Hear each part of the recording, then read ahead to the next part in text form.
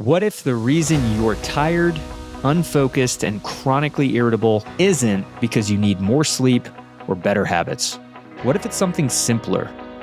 Most people are chronically dehydrated every day and we don't even realize it. And when we are, our physical and cognitive performance suffers. And the symptoms look like everything else: brain fog, headaches, poor sleep, and mood swings. But the fix is right in front of you. Today, you'll discover why you're dehydrated, what it's costing you every day, and the exact protocols to fix it. Well, hey everybody, welcome to Stronger Weekly, brought to you by Purist Nutrition. I'm your host, Jesse Karajat. Thank you so much for joining us this week, wherever you are right now. I certainly hope you are staying warm and staying safe. We are in the middle of February, and there's some crazy winter weather going around in our country. I know there's some states that aren't used to dealing with winter storms and low temperatures, and they're kind of learning how to adjust to that. You got some storms going through, and then if you're near me or where I am, I'm in northern Colorado, and we've got 65-degree weather out here in the middle of the winter. So crazy stuff going on, but hope you're staying safe and warm. And again, thank you for joining us today. We're going to talk about dehydration, or should I say hydration, because statistically speaking, if you are listening to this episode right now, you are probably chronically dehydrated and you don't even know about it. We're going to go into the science of hydration. We're going to talk about what happens when we are dehydrated. How does our cognitive performance suffer? How does our physical performance suffer? And then if not addressed, what does that mean for our long-term health and fitness? We're also going to talk about some protocols and some steps you can take to make sure that you are properly hydrated. Before we jump into that deep dive topic, as we always do, we're going to start with our health and fitness headlines of the week. And we've got some big ones. We've got some policy changes to talk about, and we've got some cool practical steps that you can take based on recent studies to improve your own health and fitness. Without further ado, let's jump into the health and fitness headlines of the week. Your first headline of the week: the White House has officially launched Trump RX, a new prescription drug website promising lower prices. But here's what you need to know before you ditch your insurance. So President Trump unveiled TrumpRx.gov on Thursday night last week, a government website offering discounted cash prices on 43 brand name medications. The site connects patients directly to pharmaceutical companies, offering discounts through what the administration calls, quote, most favored nation pricing. The headlines look great. Wegovy, the weight loss drug, starts at just $149 per month, down from over $1,300. Zepbound, Ozempic, and 40 other brand name medications are listed on the site. But here's the fine print: these discounts are only available if you pay cash. They don't work with insurance, and purchases don't count towards your deductible or out-of-pocket maximum. So who actually benefits? According to Dr. Ben Rome, a health policy researcher at Brigham and Women's Hospital, says, quote, for the vast majority of people, it's going to continue to be less expensive to purchase medications and medicines using their insurance than to pay cash, even with these discounts. So the real winners are the uninsured and those paying out of pocket already for medications not typically covered, like weight loss drugs and fertility treatments. One expert noted the discounts on fertility drugs could lower IVF cycle costs by about 20%. So some context: 84% of Americans already have prescription drug coverage, and 9 in 10 prescriptions are for generics, which often cost less than these, quote, discounted brand name prices anyway. So bottom line, if you are uninsured or paying cash already for something like Ozempic or fertility meds, check the site. It might benefit you and save you some money. But for most Americans with insurance, run the numbers first, talk to your pharmacist and your doctor, and don't assume that the government website automatically beats what you're already paying. Next up, a massive new study finds that nearly 40% of all cancer cases worldwide are linked to preventable risk factors, and the top 3 are probably not surprising. So this one comes from the World Health Organization, otherwise known as WHO, and the International Agency for Research on Cancer, published this week in Nature Medicine. So researchers analyzed 18.7 million cancer cases across 185 countries, and they're finding 7.1 million of those cases, that's 37.8%, were attributable to 30 modifiable behavioral risk factors that we can control. So the top three: tobacco smoking, infections, and alcohol. You may have guessed that. Smoking alone accounts for 15% of all preventable cancer cases globally and more than 1 in 5 cancers in men. Infections, including HPV, hepatitis B and C, and H. pylori, account for over 10%. Alcohol is responsible for about 3% of all of these cancer cases, or about 700,000. The most commonly diagnosed preventable cancers: lung cancer, stomach cancer, and cervical cancer, together representing nearly half of all preventable cases. And here's what's interesting: the risk factors hit men and women differently. In women, infections are the top driver at 11.5%, followed by smoking at 6.3%, then high BMI.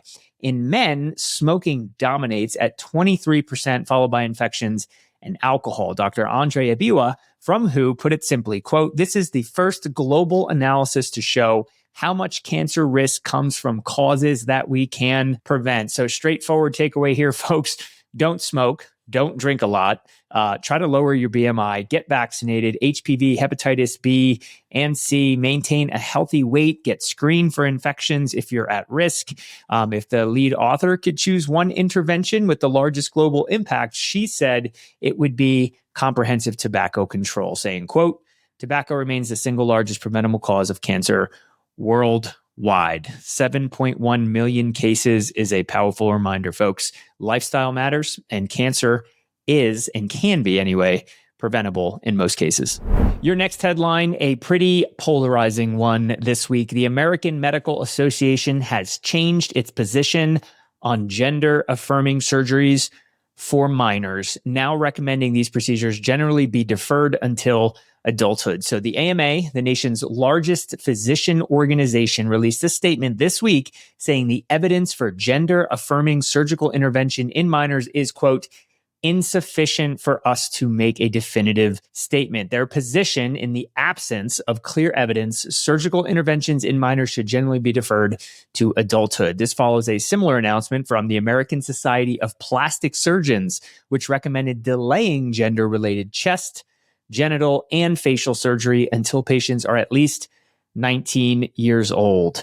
Some context: these surgeries are already rare amongst minors. According to research published in JAMA, fewer than 1,000 minors in the U.S. receive such surgeries annually, the vast majority being mastectomies, not genital procedures. Genital surgery on minors is virtually never performed. The AMA still supports other forms of gender-affirming care for youth, including puberty blockers and hormone therapy.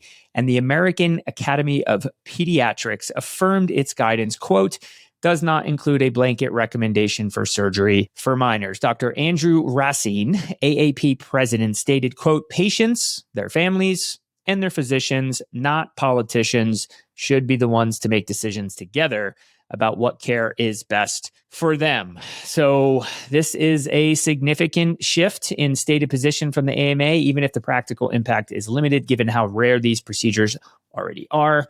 The broader debate over gender-affirming care for minors continues across medical, legal, and political arenas for sure.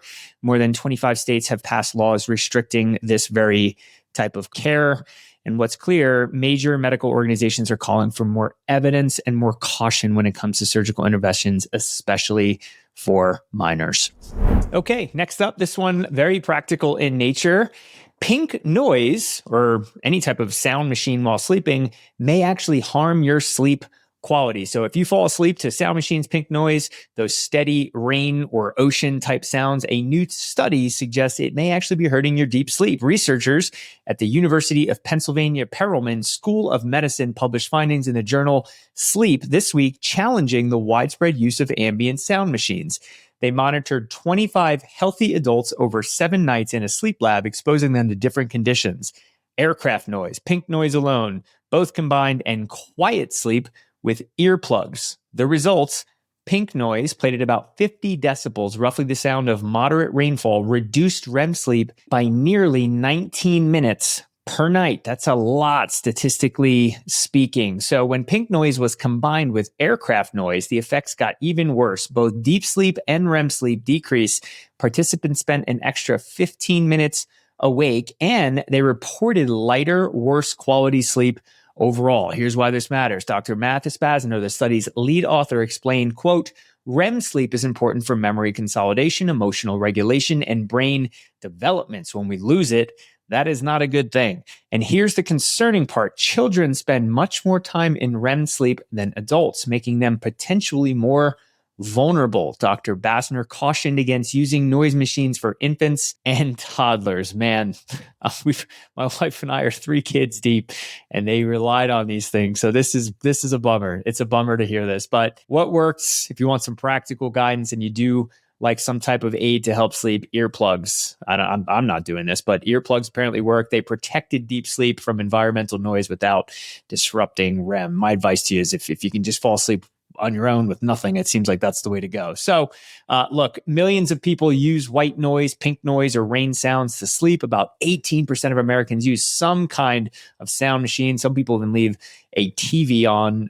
This study suggests we need more research, especially on long-term effects for vulnerable and young populations. So if you are sleeping fine without sound, you probably want to keep doing that. If you are using some of these sleep aids and sounds, you might want to consider making a change for better quality sleep. And your last health and fitness headline, kind of a fun one, the rise of, quote, day life. So fewer Americans are drinking than ever before. We've talked about it on this show. And a new social movement called day life is filling the gap with something healthier. So according to a 2025 Gallup poll, only 54% of American adults say they drink alcohol regularly. Good for you, America. The lowest percentage in nearly 90 years of polling.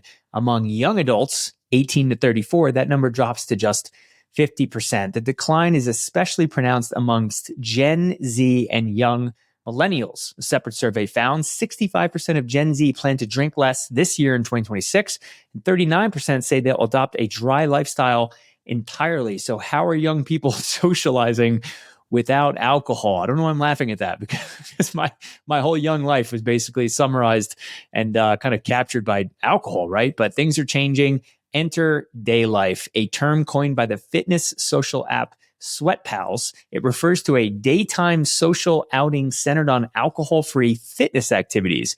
Think group runs, workout classes, hiking meetups, and more. Salar Shahina, co-founder of Sweat Pals, told Huffington Post, quote, "It's just the concept of using wellness and using movement as a way to meet and socialize versus relying on alcohol." And it's not just about avoiding hangovers. Kathleen Cross, a licensed counselor, notes that social fitness addresses something deeper, saying, quote, "This is necessary in a country that has an epidemic of isolation and loneliness." So the movement is growing beyond morning jogs. Daybreaker, a sober morning dance party movement, now reaches over, get this, 800,000 people across 60 cities worldwide. Wellness raves, sauna socials, and group recovery sessions are becoming mainstream alternatives to evening bars and nightclubs. Here's why I find this encouraging. This is essentially America moving in a healthier direction. I can't say that I've done any of these events myself. I might even feel a little uncomfortable because it's so unusual to my generation. But the research on alcohol's health risks keep mounting. Earlier on in this very health and fitness update, I talked about preventable cancers, and alcohol was listed on there. One of the top behavioral and lifestyle choices that we can make that can increase our risk of cancer, which is drinking more alcohol. So if you're looking to try it, the advice is simple. Sign up for the same fitness class at the same time each week. You'll start recognizing faces, join a local running club or a Facebook group. Just show up, move, talk to people, and try to retrain yourself on what socializing could look like, because you could be extending your health span. And that's it for this week's health and fitness headlines. Just a quick word from our sponsor, and then our deep dive on hydration is on the other side. We'll see you over there. All right, let's be honest. You're probably not a professional athlete with a personal chef and unlimited recovery time. If you're like me, you're hitting the gym at 5 a.m. before work or squeezing in training between meetings, just trying to stay consistent while life keeps throwing you curveballs. That's exactly who Purist Nutrition was made for. Purist keeps it simple. NSF certified supplements with minimal, clean ingredients that actually taste good. No artificial ingredients and no proprietary blends where you're guessing what you're taking. Just premium actives like CreaPure, the purest creatine on the planet, whey isolate protein that is US sourced and easy on the stomach, and hydration that keeps you going without all the extra sugar or sodium. Whether you're a parent juggling kids and training, or just someone who refuses to compromise on quality, Purist Nutrition fits your routine. Built for tomorrow, science-backed, tested and trusted by athletes, and most importantly, effective. Visit puristnutrition.com to see the full lineup of quality supplements. That's puristnutrition.com, because your nutrition should work as hard as you do. Hydration. Here we go. I'll start with this. When I first moved from New Jersey at about sea level up to Colorado, and I'm not way up in the mountains in Colorado. I'm in what's called the Front Range, still much higher in terms of feet from sea level. But when I first moved up, I started getting migraines. Now, I've always gotten migraines here or there, but I started getting this blurry vision followed by migraines, and not occasionally, frequently. I went through, out of fear, like a thorough battery of tests. My father actually died from brain cancer at 49 years old. So it's always been, if anything is ever happening cognitively, headaches and whatnot, I'm just extra sensitive to it. We'll say that, maybe even a little anxious about it. So I went through a battery of tests, neurologist, eye doctor, MRI, blood work, the whole deal. The diagnoses, or should I say lack thereof, migraines triggered by chronic dehydration. And that opened up my eyes. And here's the thing that really surprised me. I wasn't even thirsty, right? I always incorrectly associated, if I'm not thirsty, I must be hydrated, which is wrong. I didn't feel dehydrated. I was working out, running a business, parenting, running around, drinking water throughout the day, but I was dehydrated. And I didn't even know it. And it got to the point where it was causing a physical response in my body. In this case, for me, it was migraines. And since I've started to focus on and fix my hydration problem, not only are the migraines gone, but my focus has been sharper. My moods are more stable and consistent. My sleep quality has improved, and I've experienced a myriad of other benefits. So today, I'm breaking down why most people are chronically dehydrated without even knowing it. What dehydration actually is costing you in physical and mental performance, and the exact protocol to fix it. So here's what we're covering. First, what hydration actually means, because it's not just about drinking water. I learned that firsthand. Number two, the hidden cost of the hydration. So things like brain fog, mood swings, poor sleep, and why your body is not performing. And third, and lastly, the practical protocol. How much water should you be drinking, when to drink it, when you need to maybe supplement with things like electrolytes, and how to even know if you're properly hydrated in the first place. So let's get started. So some statistics that you should know, and this is what has really, really thoroughly surprised me when I started researching this. So 75% of Americans drink only 2.5 cups of water per day. That's shocking to me. That is one standard water bottle. Now, you'll see headlines claiming 75% of Americans are chronically dehydrated, and that specific stat isn't scientifically supported, but here's what we know. A survey of 3,003 Americans found that 75% had a net fluid loss, meaning they're losing more water than they're taking in. And mild dehydration begins at just 1.5% body water loss. You lose 8 to 12 cups of water every single day through breathing, sweating, urinating, and digestion. So if you're not replacing that consistently, you are operating essentially in a net deficit when it comes to hydration. So let's talk about what hydration actually is. So your body is 60% water. Your brain is 75% water. Water is not something that you just drink. It's the medium that your body uses for everything.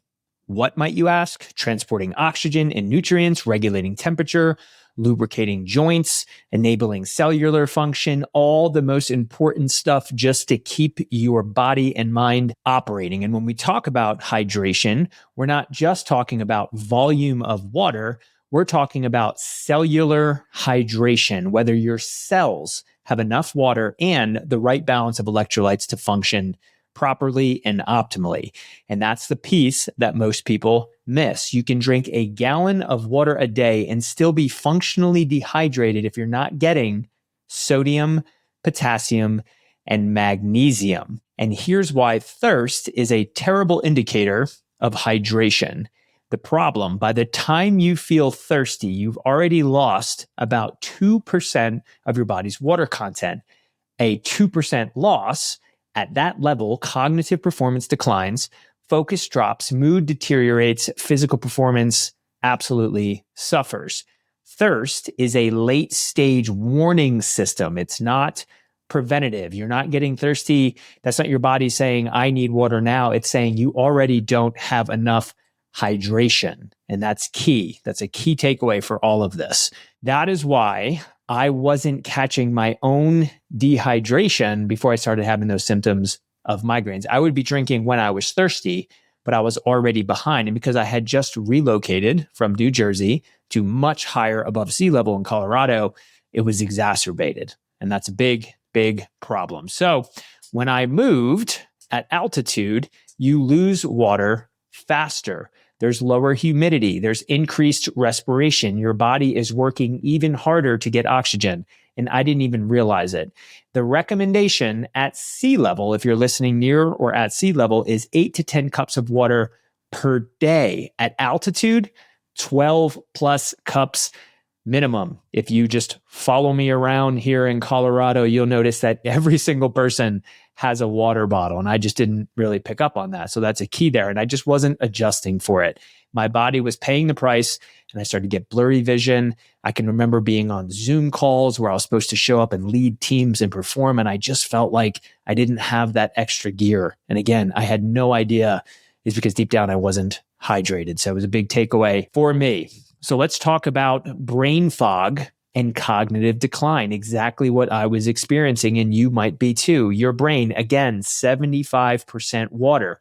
When you're dehydrated, even mildly, your brain has to work extra hard to perform the same tasks that you're asking of it. Studies show that just 1.4% body weight loss from dehydration causes some pretty bad things like impaired working memory, concentration difficulties, increased fatigue, and more. A meta-analysis found that more than 2% reduction in body mass from dehydration causes significant impairments in attention, executive function, and motor coordination. And here's what is wild. Brain imaging studies show that dehydrated brains have increased neuronal activation. Your brain is literally working harder to accomplish the very same cognitive tasks that you normally ask it to do. So the brain fog that you feel in the afternoon, the lack of focus during meetings, the inability to think clearly, it might not be just general fatigue or maybe caffeine withdrawal or lack of sleep. It might be that you are dehydrated. And let's talk about mood swings and irritability. Dehydration affects your neurotransmitters, things like serotonin, dopamine, GABA, glutamate, things that we talk about all the time on this show. These chemicals regulate your mood and your motivation and your anxiety and your response to stress. When you're dehydrated, this system gets disrupted. Multiple studies show increased feelings of anxiety, greater irritability, heightened fatigue, reduced sense of calm. All of these things can be connected to dehydration. And women are more sensitive to these effects than men, but everyone experiences mood changes with dehydration. And just a couple more categories here that you might not connect to hydration. Let's talk about sleep and sleep disruption more specifically. Most people don't know this, but short-term sleep duration, less than 6 hours, is associated with a 59% higher odds of being dehydrated. It's bidirectional. Poor sleep leads to worse hydration. Dehydration leads to worse sleep. And when you're dehydrated, you have more difficulty falling asleep with reduced REM sleep, lower sleep efficiency, lower deep sleep, and more fragmented sleep. Dehydration also causes dry nasal passages and dry mouth, which leads to snoring and discomfort. And during sleep, your brain releases vasopressin to help retain water. But if you're starting from a dehydrated state already, your body's already playing catch up at night when it's time to fall to sleep. All of these things are bad, right? So I track my sleep with a Whoop. On nights when I'm well hydrated, my deep sleep and REM sleep are consistently better. And it's just not even close, right? And if you don't have a sleep tracker, I highly recommend getting one. You don't have to go super fancy. Now, let's talk about physical performance, training, whether you're a runner, strength training, whatever it is, hydration matters so much. So when you're dehydrated, your blood thickens, reduced plasma volume, less efficient oxygen delivery, and this all puts a strain on your cardiovascular system. Your heart simply has to work harder to pump blood when you're dehydrated. So for anyone that's training, that could be lifting, running, sports, whatever it is, dehydration can just absolutely kill your performance. You fatigue faster, your recovery is slower, your motivation drops, your overall strength output can drop. But even if you're not training, dehydration affects daily physical function. You just feel more tired and more irritable, movements harder, you're just not as durable and you're not as sharp. So now let's talk a little bit about what is dehydrating you. We mentioned not even 5 minutes ago that we all just lose water throughout the day, just from doing life, walking around, talking, sweating, etc.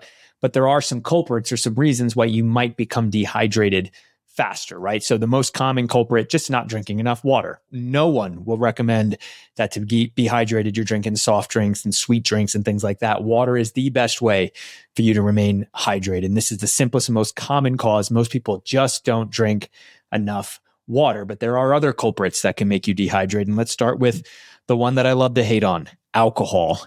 Alcohol is a major dehydrator. It is a diuretic. It increases fluid loss and it does it rapidly. If you drink and don't compensate with water and electrolytes, you're setting yourself up for maximum dehydration, especially the day after. So watch your drinking. Another one is stress. Chronic stress absolutely and surprisingly can make you more dehydrated because when you are stressed, your body has a harder time regulating fluid and electrolyte balance. When stress is high, your body struggles to maintain hydration. So here's a terrible combination. If you are stressed and drinking alcohol to cope with your stress, you can just imagine that you'll be extra dehydrated. So you don't want to go down that road. And that was huge for me, as a matter of fact, because my story, if you follow the show, high stress job, new dad, 3 kiddos, running around all over the place. I was stressed and I was using alcohol to cope. And I had just moved to Colorado. So it was a trifecta that made me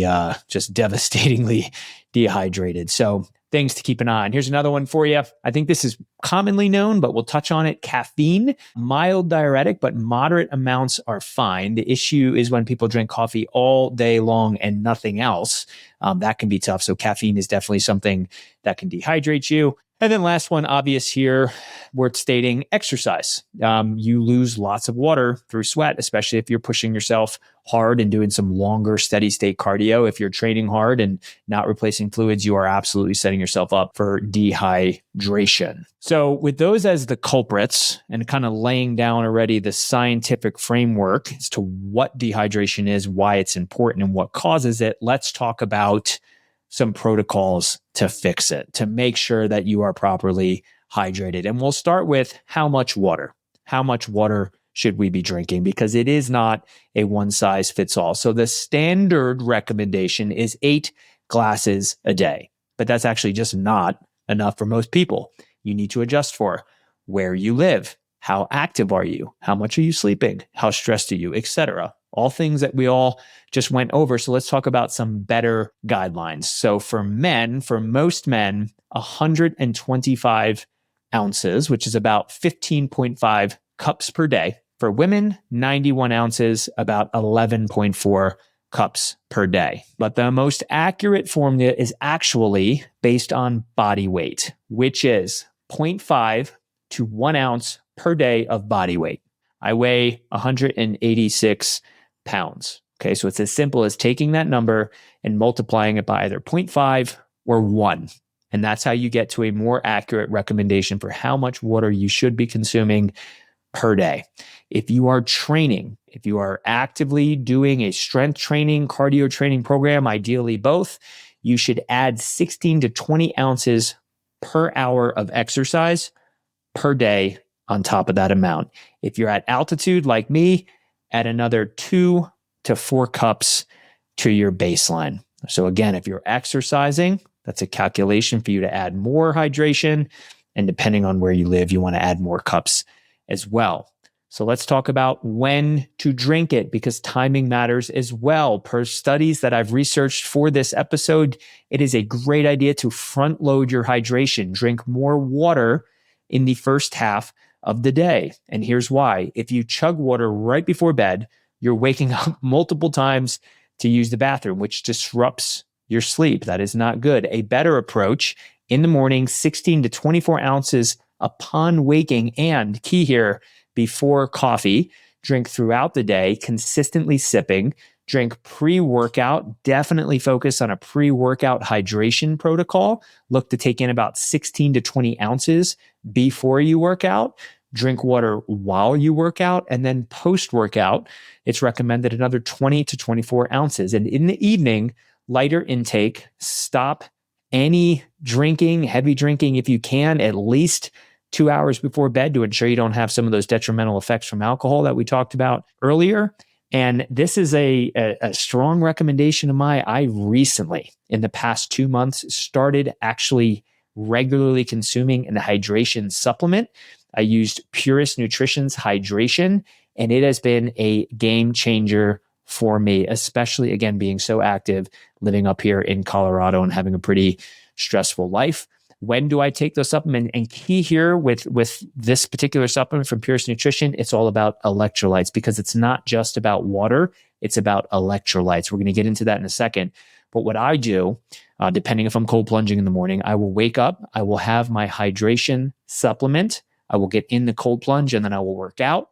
If I don't have the cold plunge, I'll still have that hydration supplement right when I work out to really front load the day. I'll have my coffee afterwards. And I have to tell you, that coffee, that caffeine, I have a double espresso. It is just so much better when I'm hydrated properly after sleeping all night. I have the caffeine. I wake up. I feel great. I don't have that like dehydrated, almost irritable effect from having the caffeine.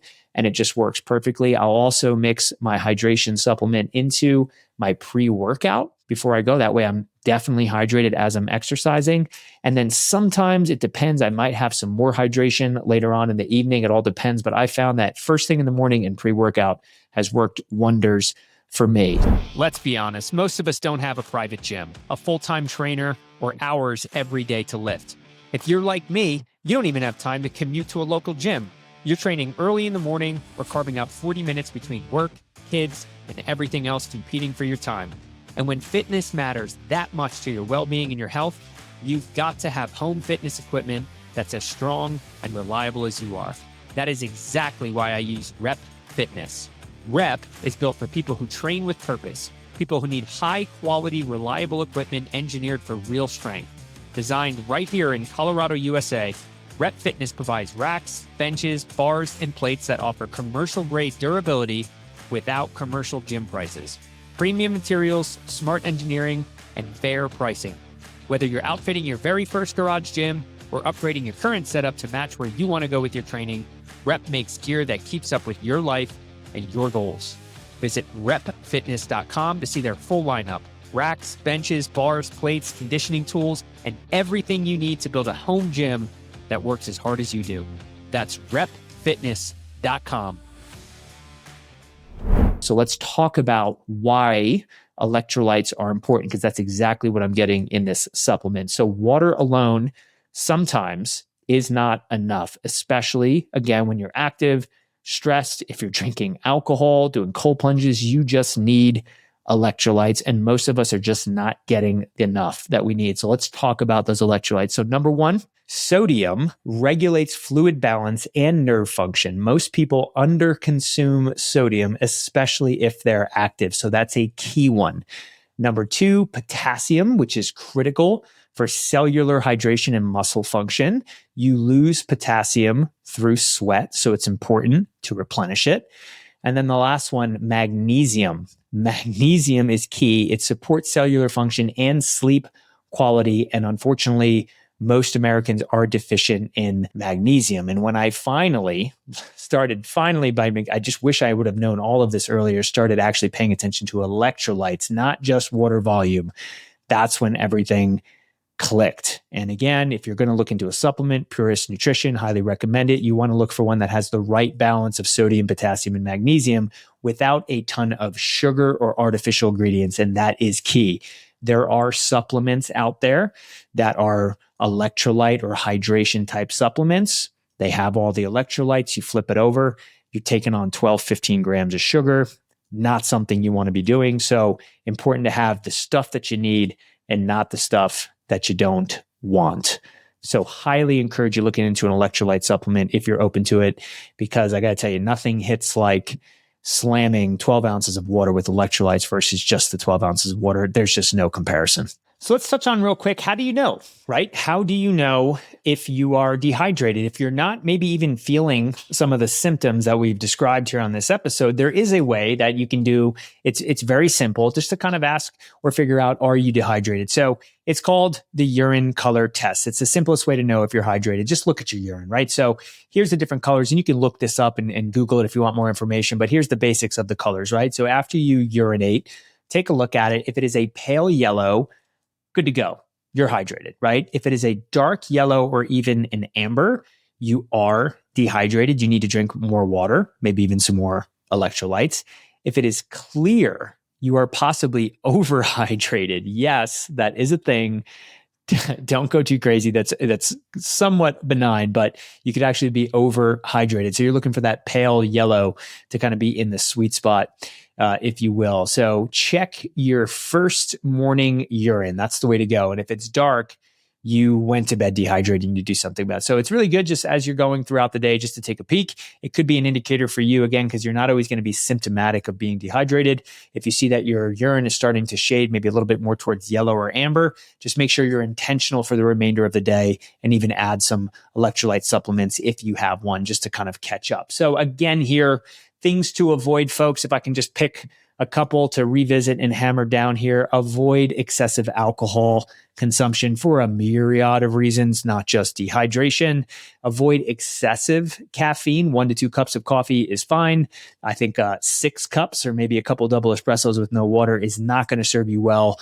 So again, just by myself, just learning about hydration and focusing on it, the benefits that I've experienced and what's changed for me, the migraines I was having just completely went away. I feel better focus, better mood consistency. My sleep has improved and my energy is just more durable throughout the day. And this is all just from making sure that I'm staying hydrated. I already went over my protocols on how to do that, considering a supplement and whatnot. And just to leave you with a little challenge, why not a little 7-day hydration challenge? So for the next week, commit to proper hydration, see what it looks like. So calculate your water needs based on what we talked about earlier, which is 0.5 to 1 ounces per pound of body weight, adjusting for where you live and how active you are. Front load your day, just wake up and drink 16 to 24 ounces of water before you have caffeine. Track your intake if you're open to it, or you can just check your urine color daily as you go, and add electrolytes if you're training, stressed, or at altitude, and just see how you feel by doing it. And that's it. That's 7 days. See what changes. If you notice a noticeable difference in some of those attributes I described, like mood and focus and sleep and whatnot, you're onto something, and stick with it. Don't be one of those people that just lives chronically dehydrated after listening to this and not do anything about it. And that's it, folks. Don't be one of those people after listening to this that does nothing about hydration. As I mentioned, most of us are dehydrated, but there are some simple fixes and protocols that you can implement today to fix it. All right, folks, let's bring this home. If you've been with me the whole episode, thank you. I know your time is valuable. Here is my summary of the big takeaways from this episode. 1, most people are chronically dehydrated without even realizing it, and I was one of them. Thirst is a late indicator of dehydration. If you are thirsty, you have been dehydrated. By the time you feel it, you're already at a 2% deficit, and cognitive performance has already declined. Number 2, your brain is 75% water. Dehydration causes brain fog, mood swings, poor sleep, and reduced physical performance. The symptoms look like everything else, but the fix is simple. Hydrate, hydrate, hydrate. 3, it's not just about water volume, it's about electrolytes, sodium, potassium, magnesium, especially if you're training, stressed, living and working in high elevations, drinking alcohol, or otherwise. So you have to be cautious, especially cautious depending on the lifestyle that you live and where you live. Number 4, the protocol is very straightforward to fix it. You calculate your needs. It's 0.5 to 1 ounce per pound of body weight. Front load your day with 16 to 24 ounces before coffee if you're a coffee drinker. Track your intake if you need to until you get to more of an intuitive hydrator, if you will. Check your urine color, which is a pretty good indicator, and add electrolytes when you need them. And consider a supplement. If you're busy and on the go, you just need an extra boost. And finally, number 5, try a 7-day challenge. Track your hydration for 1 week, just 1 week. You can do it and see what changes, see how you feel, and see what comes of it. And just DM us if you ever have any kind of questions and share your results, and we can certainly jump and encourage you and add some insights as we can. So just a few quick updates here at Stronger Weekly. We are continuing to build. We're continuing to grow. This show is and always has been for busy parents and or professionals who just want evidence-based health and fitness content without the overwhelm, being able to trust a source for your information. We're not selling nothing here, just trying to bring free health and fitness guidance to the masses to improve their lives. No BS, no fluff, just what works. So we certainly thank you for being here. If you found this episode valuable, here's how you can help, and we would love your help. 1, share it. Send it to someone who you think could benefit from it. Maybe they're dealing with brain fog, headaches, etc., on hydration, or just in general want to get more fit. This could be exactly what they need. You could also leave a review on Apple Podcasts or Spotify or wherever you found us. It takes just 15 to 30 seconds, and it genuinely helps other people find our show. And you could also subscribe if you haven't already. We drop new episodes every single week, health and fitness news, plus deep dives on topics and great interviews that actually matter. And if you want some more, if you want to really stay plugged in with us and get some resources delivered directly to your inbox, you can head over to strongerweekly.com and join our email list, which just continues to get bigger as we put out more and more helpful newsletters to our community. So remember, you do not have to have all of this figured out in terms of health and fitness. Just keep showing up, and we certainly hope that we help you grow stronger week over week. Thanks again for joining the show, and we will see you next time.